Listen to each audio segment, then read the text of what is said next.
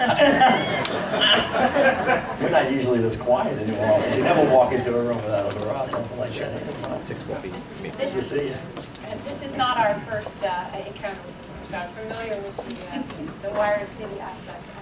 Thank you to all of you. What a terrific set of conversations we've already had. So I'm very appreciative to be able to tee up an incredible last conversation this morning. I'm Susan Glasser, the editor of Politico, and we've already heard a lot about our What Works program, and we've taken this roadshow around to a lot of different places, but in many ways, New Orleans was the city I was most eager to have this kind of conversation in, because I think it really showcases and pulls together so many of the different strands of things that are affecting our cities. And looking at this, the 10th year anniversary of Katrina, and how Mayor Landrieu proposes to use that as an organizing principle. His partner in crime, as they refer to each other, these two have worked together very closely. Judith Rodin from the Rockefeller Foundation, who her extraordinary work on the concept of resilience and applying that to cities and to urban policy around the world, not just in the United States. She has partnered very closely with Mayor Landrieu and the city of New Orleans. I believe you're one of the first in the world to have such a job as Chief Resilience Officer here. Oh, great. Oh, thank you so much, Jeff. Maybe you can join in the conversation as well. I'm so struck by this unique job title that you have, and that Judith is really almost single-handedly creating as a category around the world. I want to start first, though, with some news, Mayor Landrieu. We're a newsy organization, and not only do we have this extraordinary spectacle in Baltimore playing out, but you made a big announcement yesterday that you're not going to be running for governor, and I want to ask you about that. I also want to ask you about something New Orleans knows a lot about, which is bad weather. Yesterday, you had train cars falling off bridges. What should we take from these two events on the same day? My goodness, I didn't know they were connected. As soon as I announced the train cars fell off. You announced that they fell off. Well, you know, in politics, I think the natural inclination is always to assume that the faster you run for higher office, the better, and the more you get done. We're coming to find that that's not necessarily true, especially in what we call the new way of governing across America. Mayors and cities are the places where people are coming. It's where the most innovation is taking place. It's where the most excitement is. It's where the real problems are. You see this with Mayor Stephanie Rawlings-Blake and a tremendous difficulty we're having on the streets of Baltimore right now. There isn't a distance between a mayor and what happens on the ground. It's not the same with Congress. It's not the same with the governor. It's not the same with the president. Yesterday I made an announcement. What I said was that you know, I've been blessed, as you know, to serve as a legislator for 16 years, a lieutenant governor for 6, and now the mayor is 5. I think I have a pretty good handle on what has to happen on the statewide level, but they're very worthy candidates that are running. I just happen to have the great blessing of being the mayor of the greatest city in the world at a time when she's in her greatest need and she has the greatest opportunity to lead forward. And so, although we've done a tremendous amount in the last 10 years, and we believe that we are the nation's most immediate laboratory for innovation and change, we still have a long way to go in making sure that the hard work of governing and the partnerships that we have with the private sector and the faith-based community and not-for-profits actually finish the job of creating the city, not that New Orleans was, but the city she always wanted to be. And so it was my thought at this time that I'm going to stay here and run the city that I love so much, which is why I made that announcement yesterday. So let me ask you about Baltimore. I imagine that pretty much every big city mayor in the country must look at these events or the events in other cities this year and say, there but for the grace of God. Are there things you think that cities can do to proactively get out in front of Actually, I do, but I think the question in some ways is too limiting. If you haven't been paying attention for the past 24 to 36 months in America, then you're missing something that is really important. This whole country needs to come to grips with the fact that we have not resolved the issues of race, the issues of criminal justice, the issues of poverty. When you think about Florida, you think about Ferguson, you think 6 years, 7 years back to Gino, Louisiana, there's a common thread that's running through all of these things, and we ignore the issue of race at our peril. America cannot skate by this. Although we celebrated the 50th anniversary this year, and we have an African-American president, and we can pat ourselves on the back for making great progress, the message that you're hearing from the streets is, we're not done.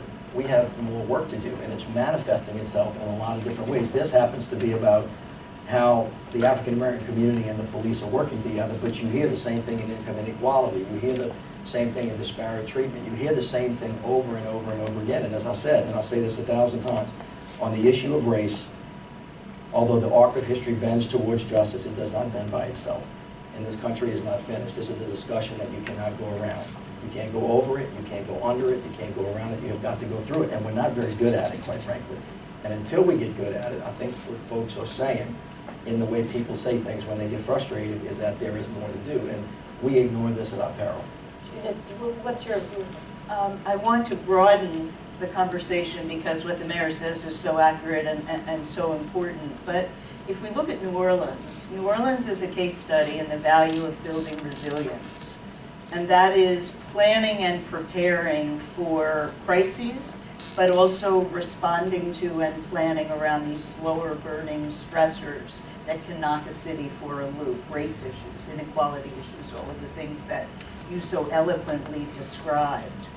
And so we need to focus on how cities use these events to adapt and grow and build back differently. So if we take New Orleans has changed in so many ways as a result of the storm, diversified its economy, focused on amazing innovation. We're sitting here and in this center that's emblematic, building new health sciences and health services for job creation, not only for healthcare, changing its whole public education strategy. So all of those things, in addition to looking at the immediate fix, which was fixing the levees, rebuilding homes and the like, building natural infrastructure.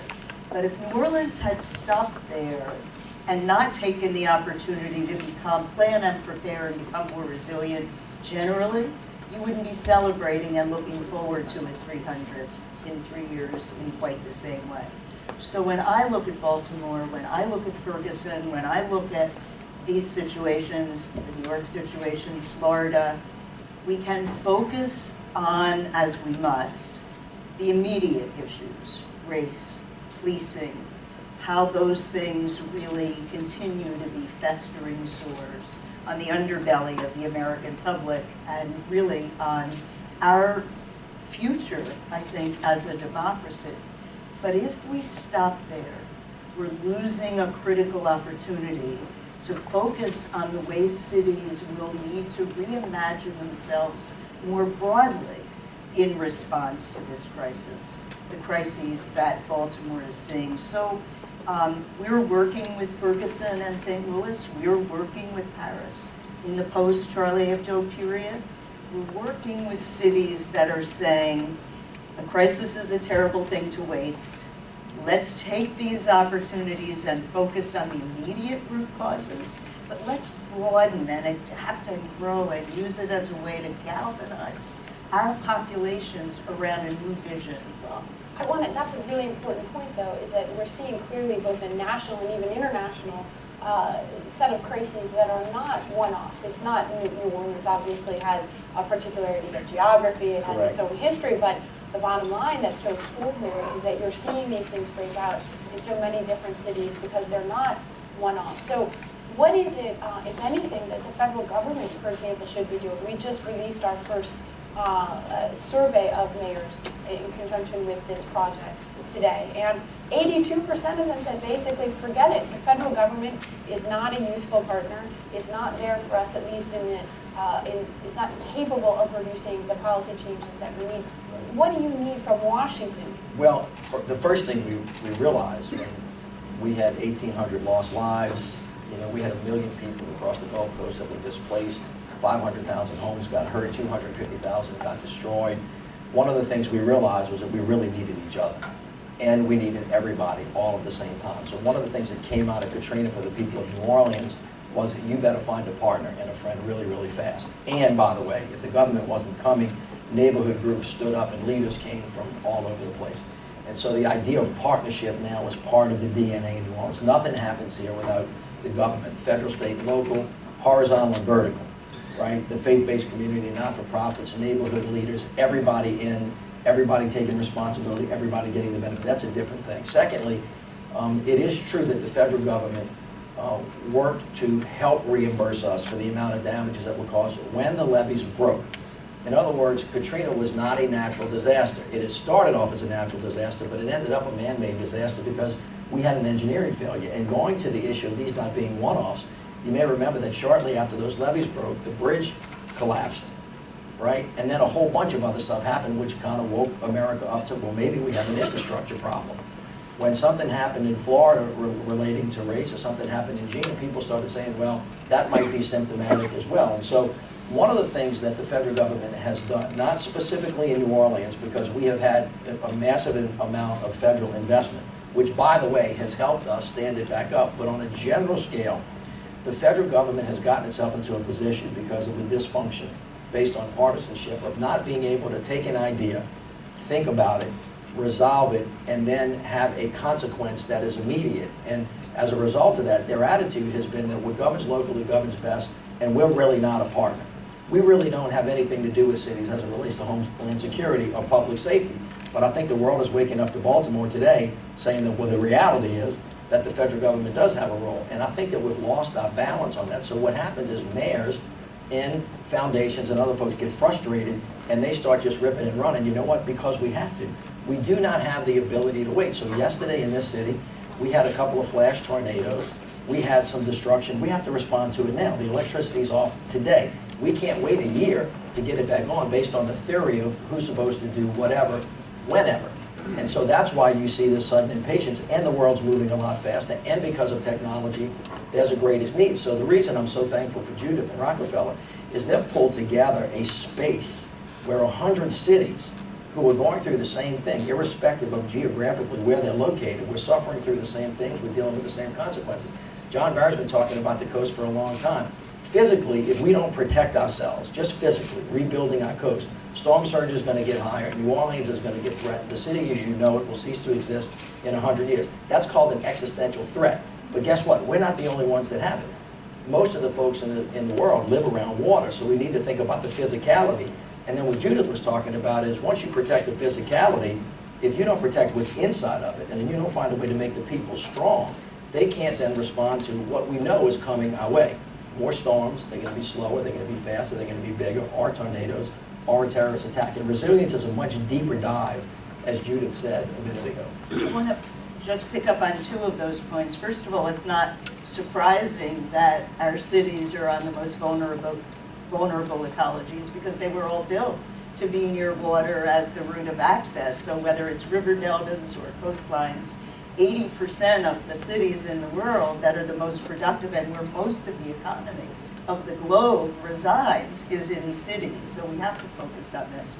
But in some places it's too much water, in some places it's too little water. And one of the realities of the 21st century is that we're going to have to figure out new ways to live with water.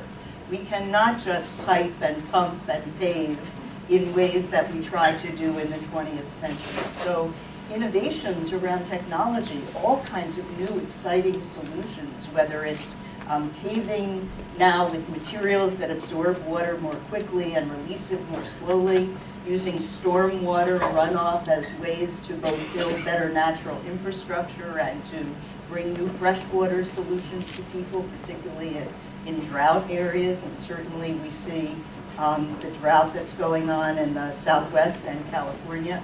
But look at the old solutions. So what we're worried about in California at the moment is that a lot of agriculture is still trying to find a solution that's deep well pumping.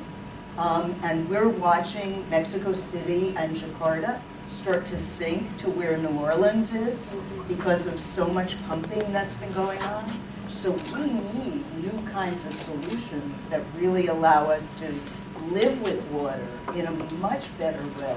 You're talking about engineering, which I think is a great metaphor actually for even the politics and policy part of the conversation, right? Is that, you know, what you're trying to do is finding that you need to re-engineer how a city is run and what the basics are of politics. That's been a consistent in every one of these innovation conversations we've had around the country, is that we have a politics and a governance that is built for engineering for a different era, if you will. And I completely agree with that, but I would say this, and to leapfrog off of a couple of points that Judith made.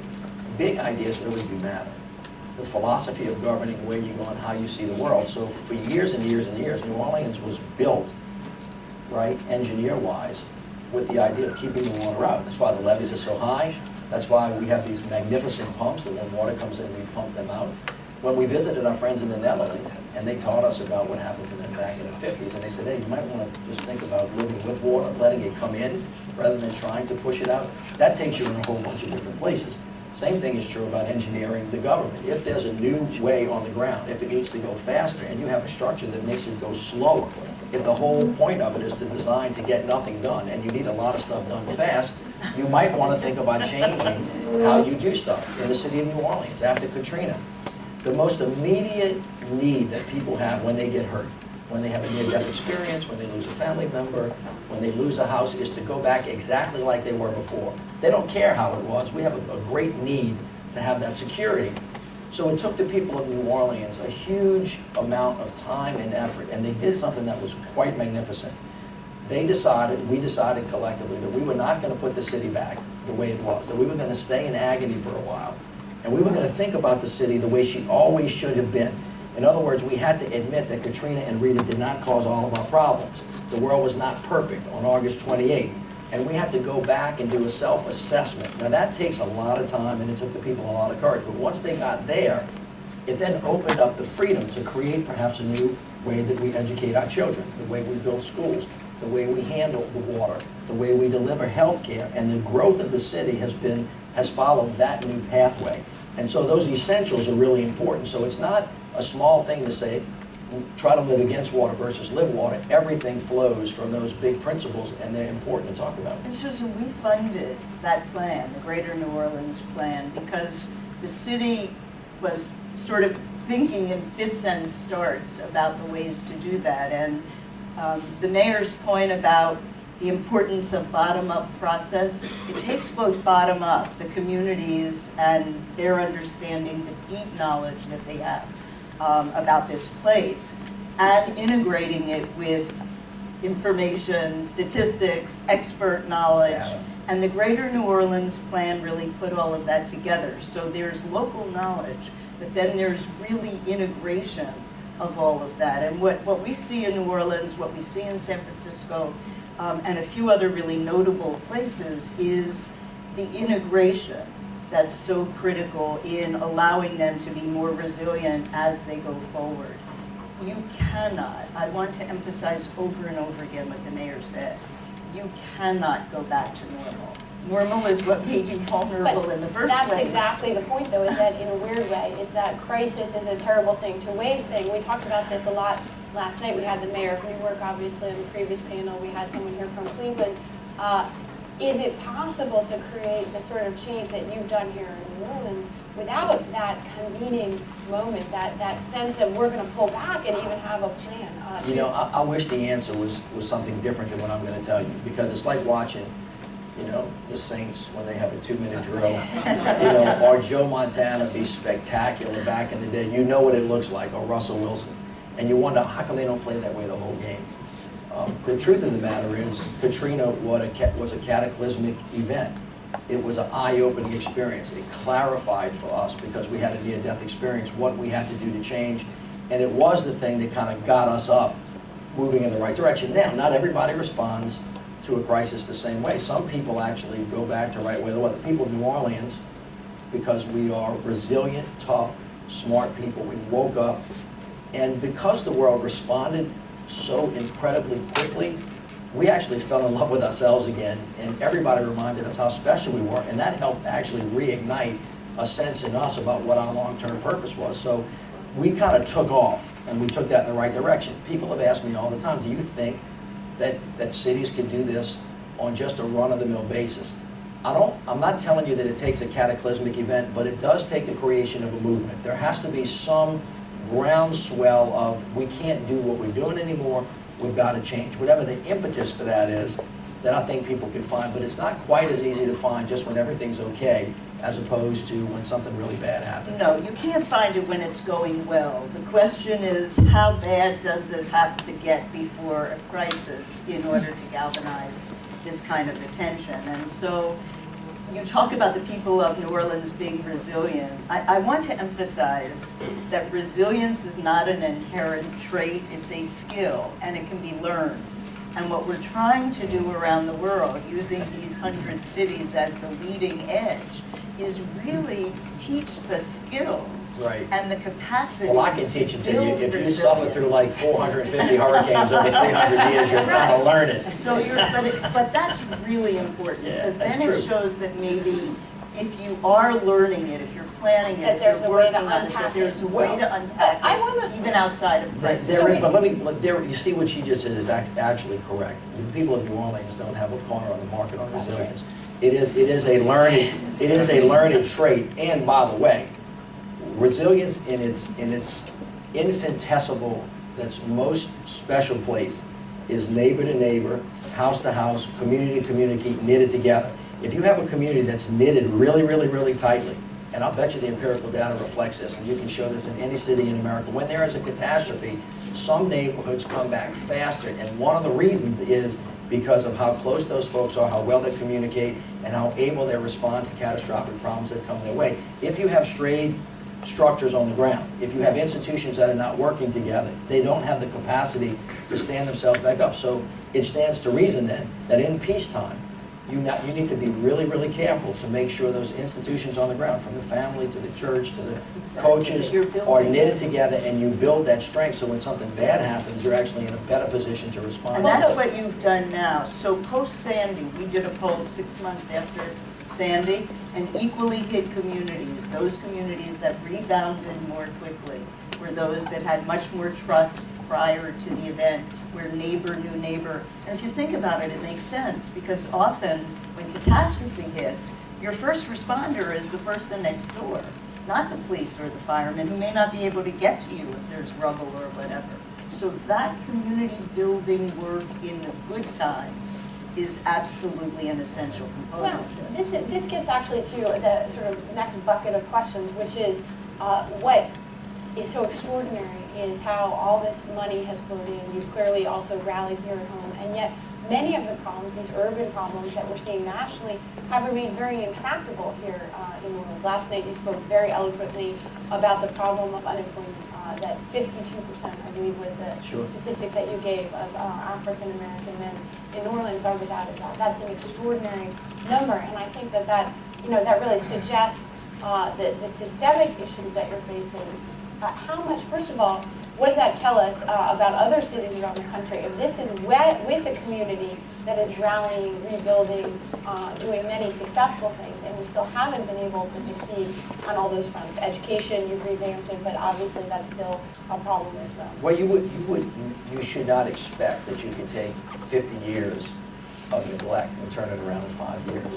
What you can expect is that you stop going in that direction, that you turn it around, and that you create the infrastructure to start going forward, and then measure whether or not you're making any progress. Now, from that perspective, we have been hugely successful. Now, the fact that we haven't gotten it all done in 5 years is not a symbol of failure. All right, that's not the thing that you look at. You look at whether or not you're heading in the right direction, and clearly, the people of the city of New Orleans have stopped themselves from going over the cliff. We've turned ourselves around. We've created structural strength. So when you recreate a school system, we didn't just rebuild the buildings, which we're in the process of doing right now, which are beautiful 21st century learning centers, but we changed the way that we educate children. Now, this has got to be controversial around the country, but in the city of New Orleans, 90% of our kids are in charter schools. There's no other city in America that approximates that. And by the way, in the last 5 years, although it hasn't been perfect, our graduation rates are going way up, our dropout rates are going down, and the achievement gap between kids in the inner city and kids outside of the city is closing dramatically. And there's great evidence that what we've done here is going to change the trajectory of the city for a long time. So you can see the implication that's going to have on employment going forward. We also, in the last couple of years, not only have we now been able to count the fact that 52% of the men here are not working, we actually know where they are, who they are, through really good objective data. We've identified where they are in their life. So now that we can design what we call a pathway to prosperity, just finding anchored institutions that are going to make a commitment to identify them and train them, and then we're going to get to the work of doing it. But the work of doing it, think about the Harlem Children's Zone. How long it took Jeffrey Canada to find young children. It took him 23 years, because that's the formation of a child. When you plant a seed, you can yell at that seed all you want. It's going to grow at the pace that seeds grow, but you have to nurture it and care for it. But planting the seed and nurturing it is the important thing, and knowing where it's going to end up, and that's what we're working through now. And I'll end with this, that we again are the good canary in the coal mine for this country. There's nothing that's happening in New Orleans that's not happening in any city in America, good and bad, by the way. So people ought to pay attention. It's not just because there's something wrong with us because we live in the Deep South and we just didn't learn how to read and write. That's not what's going on. The catastrophic consequences that you're seeing all over the country, all right, are playing out there, and they were here too. And so it's a wake-up call for America, and we dismiss it, you know, at our peril. And so Baltimore is about a lot of stuff, and we should think through what that means. What are you learning as you see all these different cities from around the world come to you with their problems and also looking for solutions? What are the bucket of the most intractable things? I mean, this 52% number suggests probably the most crisis-driven one. So we asked the cities in their applications to identify the 4 most significant shocks they're concerned about and the 4 most significant slower-burning stressors. And we've had 800 cities around the world apply. We've only chosen 67, of which New Orleans was one of the first. And we see great commonalities around water, as I already discussed, around aging infrastructure if it's a developed world city, and around the opportunity in the developing world cities that 70% of the infrastructure that's going to be built over the next 50 years has not yet been built around the world. And so they're desperate to look at us and learn the lessons of what we think are problems now, with the benefit of hindsight, and where we see both hard and soft infrastructure opportunities. But all over the world, they're writing about poverty and inequality. All over the world, they're writing about the kinds of problems of social justice that they're seeing. And it isn't an accident that when disaster hits, the poor and vulnerable are the hardest hit. They're the people living in the most vulnerable places, often with the fewest resources to recover more quickly. And so they want to really understand, as we do in the United States, how do we build the social infrastructure and the economic infrastructure with the same conceptual framework that we're thinking about the physical infrastructure. And that's what we all mean when we're talking about this as a kind of engineering problem in the broadest and most interesting sense. Look, you asked Mitch about the federal government. He's a politician, so he has to answer generously. I would say, not being in politics, that the federal government being broken has created an unbelievable window on all of the successes that are going on locally in cities across the United States. Would they do better if we had an amazing federal government that was supportive and integrated with all of this? Of course they would do, because it would influence the resources, we'd have the right policy framework, but we're seeing amazing innovation. So I, for one, was delighted when I heard the mayor's announcement yesterday that he wasn't going to run for governor, because he's my candidate for vice president. My candidate for president.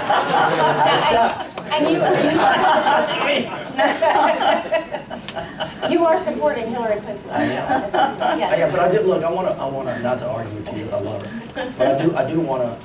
Are you declining the nomination? No, I accept it. She's going to be the presidential nominee. I'm in. But I want to frame this correctly. I was not. Thank you. I'm kidding. I'm politically astute, so I'm not. I won't make foolish statements about people that help me. But it is important to know about how things got done. So, I just want you to think about this, because it is proof positive that when the federal government is present, either on the executive, congressional, or local level, whatever that is, they are a meaningful and important part that can help you move the needle. So, for example, the $14.5 billion in levy protection that we have now came from the federal government. Now, forgive me for not saying, oh God, thank you so much, because it should have been a lot more. In other words, as John will talk to you about, that's 100-year flood protection. We need 500-year, 1,000, 10,000-year flood protection. It costs more money to do that. We should have built it. We didn't. But that would not have gotten built without their money.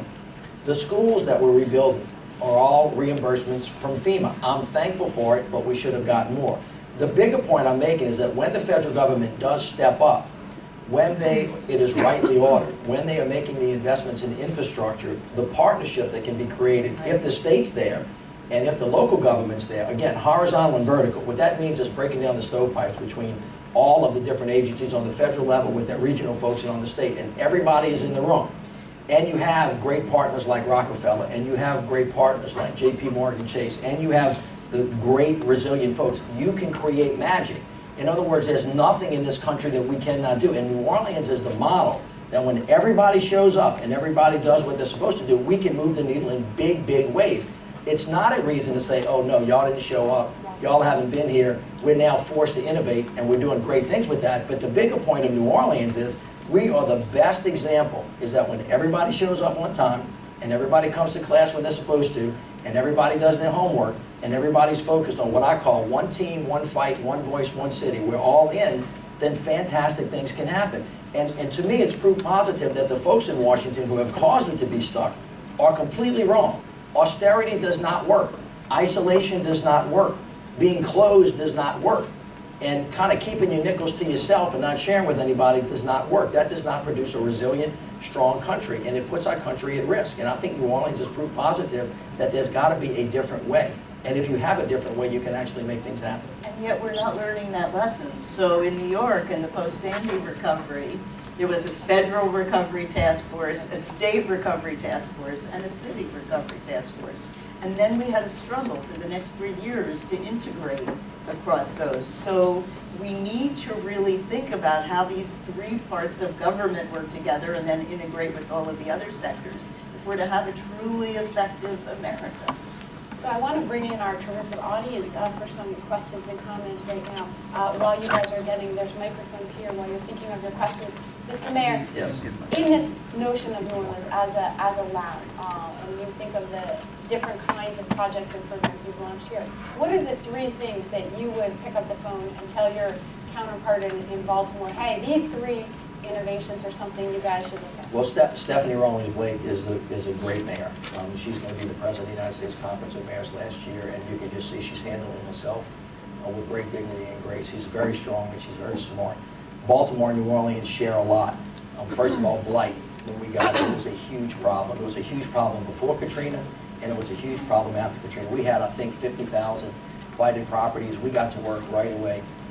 The first thing we needed to do was to learn how to count and to learn how to see and to use data to identify who, what, where, and how had it. And this is mostly private citizens leaving their property for the rest of everybody else to take care of. Your mother taught you not to do that. You pick up your own clothes, right? You clean up your own dishes, but people have done it in lots of different reasons. So we've had to put resources together and create a model to take property and to either tear it down, we're a historic city, so that's a little challenging, or to find a way to put it back in commerce. And we successfully have done that and have shared that model with Detroit specifically and Baltimore as well.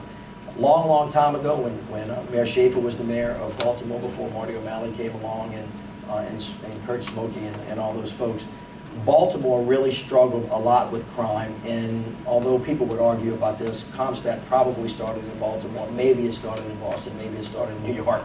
But Governor O'Malley used it, pretty well, and we learned from that. And then we started giving back to Baltimore about what we call our murder reduction strategy. So, for people in this country that are not paying attention and are worried about the relationship between the African American community and the criminal justice system, as you should be, also be aware that young African American men are being killed on the streets of America at catastrophic levels, hundreds and hundreds of times higher per capita than everybody else, and it is a huge problem, and we see this all over America, and it continues to be a serious problem that arises out of all of the same kind of things that are creating situations in Baltimore and Virginia. So that's the second thing.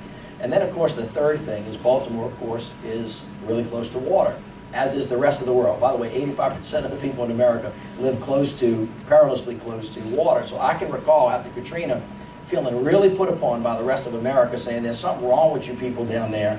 That storm came because y'all don't act right, right? As opposed to, oh, it could happen to us, until Sandy hit, and everybody in the Northeast said, oh, geez, I didn't know I was supposed to take my generators out of the basement. Or when we tried to get everybody out of Bellevue, wow, that got to be a problem because of electricity. All of those things had happened before. And what's really sad about that is post-September 11th, when Governor Keene wrote the report on the reaction to September 11th, which by and large was good, but it was a geographically smaller site. The problems were no clear command and control, no coordination, no communication. And then when Sandy hit a bunch of years later, after Katrina was in between, actually the same mistakes were repeated again. So this is why what Judith is doing is so incredibly spectacular, because the mayors can get in the room, and in a comfortable space we can learn from each other, and I can say, hey, mayor from London, or hey, mayor from Medellin, or hey, mayor from whatever, can I just give you a little piece of advice? Take your generators, put them on the roof. and you know, it's not like we just did a treaty, you know, or we're fighting wars together, or we're trying to figure out negotiated sanctions. It was just a real simple thing. And those things are instructive to us and very, very helpful. Maybe you'll get the mayor of Tehran and Yeah, work exactly. on our Iran policy next week. We're almost running out of time, and I want to get you guys to your regular mayors together job. to work that out. Okay, questions. Well, I do want to get to John, since you've been invoked. John Barrett.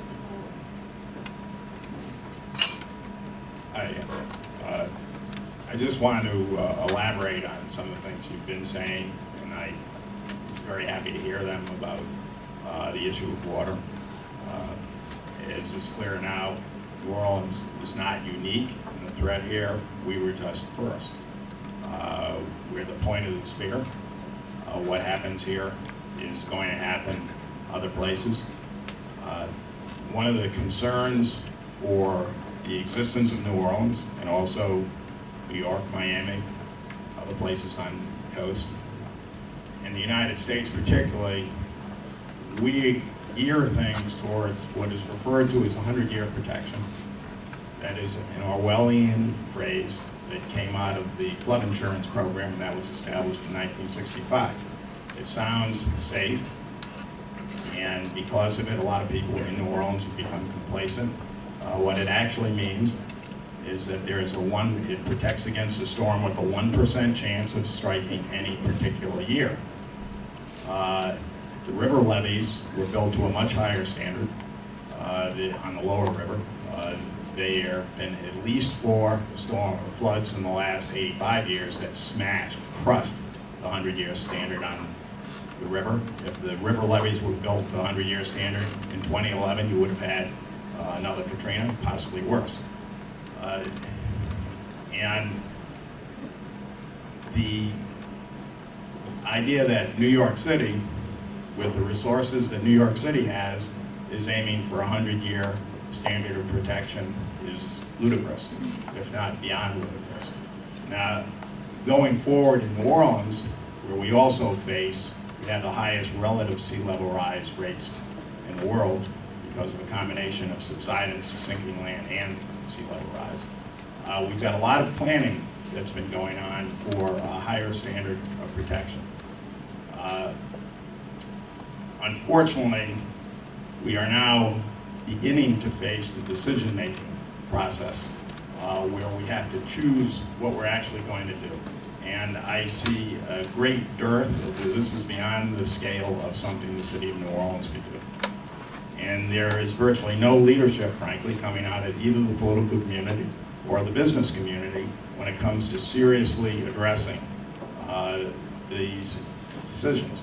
You know, for years I've been saying the engineering is difficult, but the politics are more complicated. So that's about what I have to say. Yeah. That's correct. I think you're also in favor of a stronger statement. This goes to the question of the federal versus the local as well. And also how the resources are used. And so, as you know, there's a changing course competition that's really rethinking the course of the Mississippi in the lower part of this region that will take massive kinds of investment, but is going to be ultimately part of the solution, whatever the number of years standard you set it to. So, well, John was actually being polite. what I'll say clearly, if we don't do something different, New Orleans will cease to exist within the next 90 to 120 years, as we know it today, unless we erect, a substantial system that makes us invulnerable, which we never can be. So the Corps of Engineers will call this a risk reduction strategy. Essentially what's happening right now, the Congress is thinking about taking back what is called the Fair Share Act. Senator Landrieu passed this years ago to correct a historical problem that was created in the 30s when the state of Louisiana began to receive only 5 cents of every dollar that they sent to Washington, D.C. as a result of natural resources we extracted out of our ground for. Everybody else gets 50 cents, right?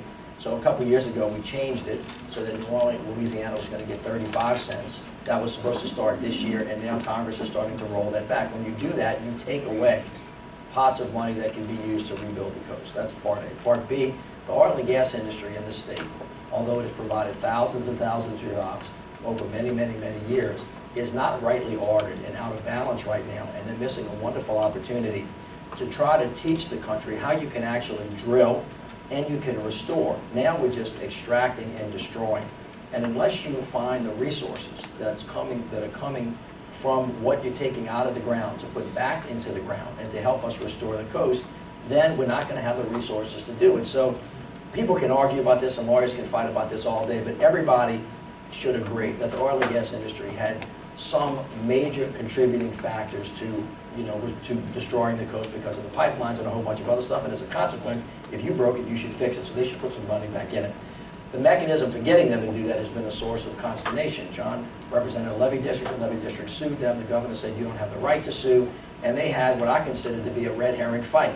What is essential is that the governor of the state take the lead on negotiating with the oil companies and trying to find a way to get it done. And if not, then use his authority to sue them and not get into an argument about whether it should be a levee board or the governor. The state of Louisiana is the entity that needs to assert itself, and the leaders of the oil and gas industry are being myopic if they think that somehow they can just push this back, continue to do what they do, and then they have the infrastructure necessary, because guess what? When the coast goes away and the oil pipelines are laid bare and the next storms come in, they're going to uplift that, and what happened with the BP oil spill is going to be just a little bitty thing, not a big thing. So we need to get rightly ordered about that particular issue, and then we have to all agree that the standard has to be higher, which means that it's going to cost more money in order for us to really feel completely and as protected as we possibly can be under difficult circumstances. So do you think that the earthquakes in Oklahoma are another demonstration that will get the attention because it's a different state, a different kind of vulnerability, but the same oil and gas industry? I just think that, people don't react until it really happens to them, because they think it's always somebody else and they think it's not going to come around, and we always put off for another day what we should do today. I think we really have to lean forward. There have been a number of examples of how at risk we are from all kinds of events, whether they're man-made, and this is true about Homeland Security, it's true about terrorism, it's true about all of it. We're just not as forward as we should be, and we fall into complacency, and we need to wake up around that. Or we planned for the last crisis. So you talked about New York with the generators in the basement. That wasn't stupidity. They were put in the basement after 9/11 because the view was that the next attack was going to come from the air. And so how we can build these capacities without only looking in the rearview mirror is a critical part of Well, this that is challenge. true, but I agree with you. But had the folks from New York without judgment watched what happened during Rita, which happened on the western side of the state, they would have seen us evacuate a number of different hospitals and nursing homes who did not have an evacuation plan because their generators were in the wrong place. They didn't have energy and people's lives were at risk. Somebody would have been paying attention to that. So one of the things that you've done that's so spectacular with all of us is that now you've created a space where mayors can quickly share that kind of information with each other, because now we're looking at things we're supposed to be looking at. And that's one of the benefits to having all of these cities come together in some kind of space, and mayors can really kind of figure out really quickly what to do, what not to do, and then learn from experts like John and other folks that have been on the ground here, or Jeff, or the rest of them. So we are almost out of time. I promised this lady one question. I know you guys have all come out this morning, so I want to make sure we get a couple of questions. Good morning. I'm Betty DeMarco. you. I'm a neighborhood advocate, and I am thrilled to hear all of you, Mayor and Ms. Rodin, talk about having a chief resilience officer, because one of my big concerns in a lot of the programs that I am seeing in the city, in schools, reentry programs, in job training, is I don't think that we have come up with a definition of how we build resilience. And so I'm thrilled and hope that we can work together because a lot of the things that I see happening in programs are the opposite of building resilience, and we are not going to have resilient students coming out of schools or even people going into jobs unless we can share information with each other, because you were talking about relationship building. It all connects, and it has connected since Robert Putnam's books. Moving alone, right? Yes, which was 30 years ago. So we really, I'm thrilled that Jeff is here. And When that you he's say they're not resilient, what do you mean by that we're not building resilience? I think we have too many programs that I'm a restorative person. So I would talk about it being shame-based. In other words, you can have a structure that people follow without telling them that they are an awful, terrible person. And it's not even the language that we use, it is a lot of times the structure that how we communicate with them. And I see it in neighborhoods a lot because in my white community, there are a lot of people that still refer to people as those people. And so it's that language and the welcome table. I have to thank the mayor for the welcome table, which I'm not a participant. I'm not a participant of, but it is at least an effort to try to build some relationships in this city. So, Well, yeah. can I take the first crack at that, and I'll give you two things. First of all, after Gina happened, when I was lieutenant governor, I called William Winter, who used to be the governor of Mississippi, who runs the William Winter Institute of Racial Reconciliation in Ole Miss, and I said, I need you to help me. We're in the Deep South, we really got to think about this. He said, well, I actually have a program, it's called the Welcome Table, and it's designed to start a national conversation on race. Starbucks should have come down here and talked to us before they started selling coffee.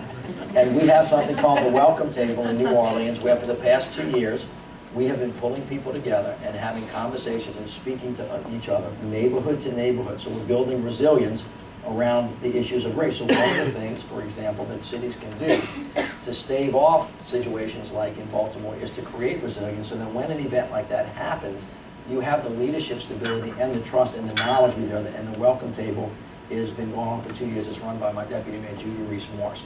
So thank you for mentioning that.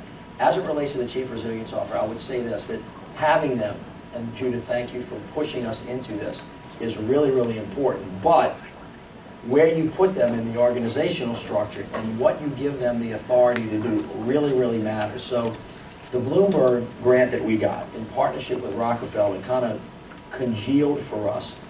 We created something called a Mayor's Innovation Team. Think about it as a group of Navy SEALs that have my authority as the mayor to go into any department of city government any day and to look at their organizational structure and to make sure it's following the principles that have been set, so that our principles become completely organic and integrated, and the words that we speak based on whatever theories actually get pushed down to the ground.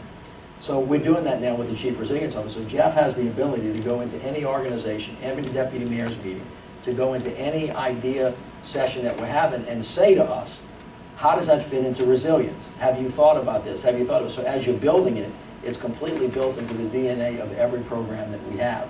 And I think that's going to be an important lesson that we learn about which cities have done this well and which ones haven't done well, because everybody's going to want a Chief Resilience Officer at some point in time because it really looks good and it sounds great. But it's actually how you integrate, how you push it down, and then what you produce, and then how you measure it as we go forward. So we're funding the first 100 Chief Resilience Officers in each of these cities, but we're already seeing many cities around the world on their own dollar putting in chief resilience officers, and the thing we have said to them over and over again is, it's not just appointing this person, and by the way, the right person makes a difference. So it starts with who the chief resilience officer is, but it's where they're placed in the city and how much authority they have.